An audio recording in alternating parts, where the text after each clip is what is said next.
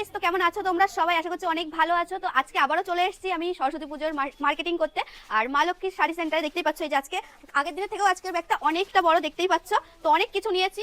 আর তোমরা যদি নিতে চাও অবশ্যই চলে এসো তোমরা মা লক্ষ্মী শাড়ি সেন্টারের। আগের যে পেজটা ছিল সেই পেজটা হ্যাক হয়ে গেছে, এটা হচ্ছে আমাদের নতুন পেজ। তোমরা সবাই কিন্তু লাইক কমেন্ট শেয়ার করো, আর অবশ্যই কিন্তু চ্যানেলটিকে ফলো করে দিও।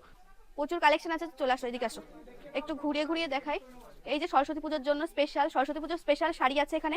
আর এখানে দেখতেই পাচ্ছ, এখানে হচ্ছে এই যে বাটি প্রিন্টের যে সুতির ছাপা যে শাড়িগুলো হয় সেই শাড়িগুলো আছে। আমি সব শাড়ির নাম ঠিকঠাক জানি না, তোমরা একটু ঠিকঠাক করে নিও, এটাই বলবো।